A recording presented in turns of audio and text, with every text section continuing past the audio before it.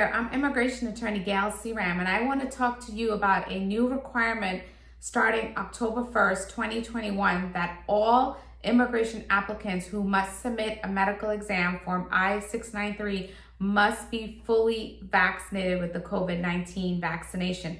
Again, let me repeat that. Effective October 1st, 2021, if you are required to submit an immigration medical, you must be fully vaccinated against COVID-19.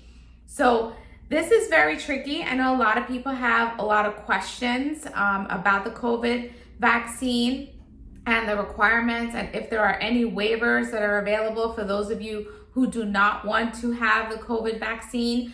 So joining us on this video is Dr. Rebecca Pirela, and she completes the immigration medical exams. And just by way of background, not all doctors can complete the immigration medical exam. You have to be authorized by U.S. Citizenship and Immigration Services to complete Form I-693, the medical examination. Dr. Pirela has been working with our office for the past 17 years. We have been referring all of our clients to get their medical exam done by Dr. Pirela. So she's well experienced and she would be able to answer some of our questions today. So the first question that we have for Dr. Pirela is, will your office or any doctor's office who is authorized to complete the medical exam form I-693 be able to administer the COVID-19 vaccination? Yes, any office that participates and has enrolled in the vaccination program for COVID can dispense the COVID vaccination. At this moment, offices are required to enroll in order to obtain these vaccines in their offices and to be able to dispense them as well. So as long as the applicant checks and to see if the office is able to give the vaccine, it's okay. Well, that was very helpful. The next question we have is, what will immigration applicants have to show you to prove that they have received the COVID-19 vaccination and that they are fully vaccinated? What type of documents are you looking for when you're filling out that form I-693 to verify that they have been vaccinated? Applicants are required to show proof of documentation that they received their immunization for COVID. The standard document that is given to patients, applicants, the population at large, is a document that looks sort of like this. Usually has the logo of the CDC. In this document, they put the type of vaccination that was given, the date when it was also given to the patient, and the lot number. As well, you may also have a proof of vaccination through the Florida shot system. When the doctor or clinic dispense a vaccine, they can register the applicant in the Florida shots and register the vaccination, and also that document can be pulled by any of the entities or practices that are enrolled in the Florida shot system. That's another proof of vaccination that you may also be able to show. If you, for example, lose this card, then we can retrieve this information from the Florida shots.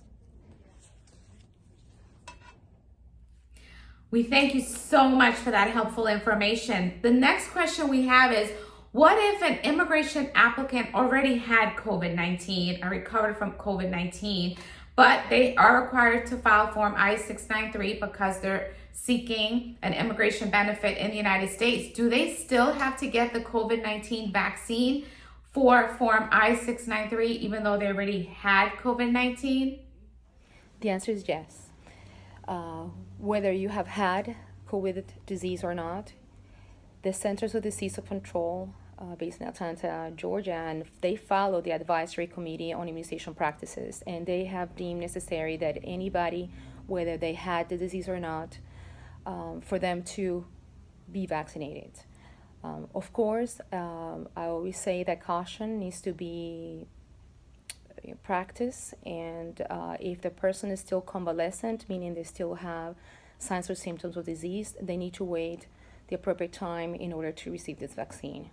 Also, bear in mind that there are cases in which the vaccine should not be administered maybe certain contraindications medically, please make sure that you consult with a physician if you have been sick or you still don't feel well, to see whether you are medically able to receive this vaccination.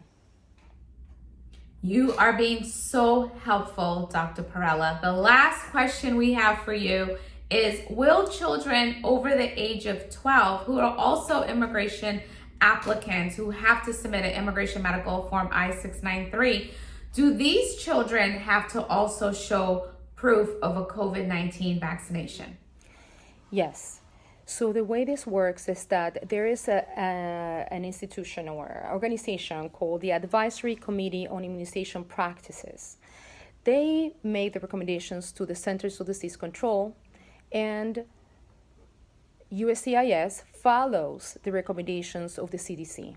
So, as new recommendations come forward, they are basically first put out through this advisory committee and then given to the Centers for Disease Control. And now they have deemed necessary for children after the age of 12 that is safe and that it's advisable for them to receive the COVID vaccination. So the answer is yes. So right now, as of this video that we're doing, is the age of 12. I see in the future, most likely this age is going to be moved down, but you have to wait until the recommendations are put forward. Thank you so much for that information. The next question we have is, what if an immigration applicant does not want the COVID-19 vaccine? In what situation would an applicant qualify for a waiver? Okay, so I'm going to start by answering that any applicant can apply for a waiver based on moral or religious convictions. And this waiver has to be done, actually, to my understanding, prior to the medical consultation to do the medical exam for immigration adjustment of status. Anybody is entitled and has a right to fill this form and present it. Now, the other question is people that may have a pre-existing condition or medical reason or important contraindication to the vaccination. And for that, they don't need to apply for a special waiver because it's actually a medical contraindication, and that can be established in the appointment with the civil surgeon. However, I would exhort the applicant to get a letter or a note from their treating physician. For example, if they have any autoimmune disorder as rheumatoid arthritis or lupus, or maybe they're receiving cancer treatment. So certain conditions are really maybe important enough and dangerous enough to apply a vaccination, and that is for the treating physician to decide.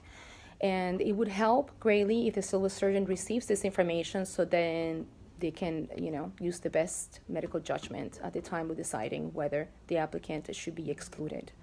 And it will be very important to all the applicants to be very cautious. Don't just go and get any vaccination, not just COVID, I would say any vaccination, before talking to their treating physician to make sure that it's okay for them to receive such vaccines. Other important considerations is which vaccine you should choose.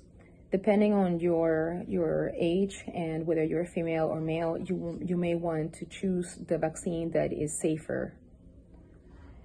So, for example, for women over the age of 50 that may have a increased risk of getting or forming blood clots, you may want to stick with the Pfizer and Moderna, as the Janssen vaccine is considered a higher risk to form clots. Also, bear in mind that the Pfizer is the only one approved down to the age of 12, and also you have to keep also in mind that there is an interval time. So if you got the Moderna vaccine, you can complete that within, I believe, is the 28 days. If you got the Pfizer, 21 days. So it's something also to keep in mind, because you cannot switch. For example, if you started with Pfizer, you need to complete with Pfizer, and if you started with Moderna, you need to complete with the Moderna vaccine. So that is an important consideration. And I think with that, I complete everything that I could tell you as far as the requirements for vaccinations for the COVID-19. Thank you so much, Dr. Pirela. So the Immigration Law Offices of Gail Seeram, alongside Dr. Rebecca Pirela, we are here to help you. We want to answer your questions. You feel free to contact Dr. Pirela at the phone number below. Also, the Immigration Law Offices of Gail Seeram, we will be happy to help you with a free consultation. Text or call us at 407-292-7730.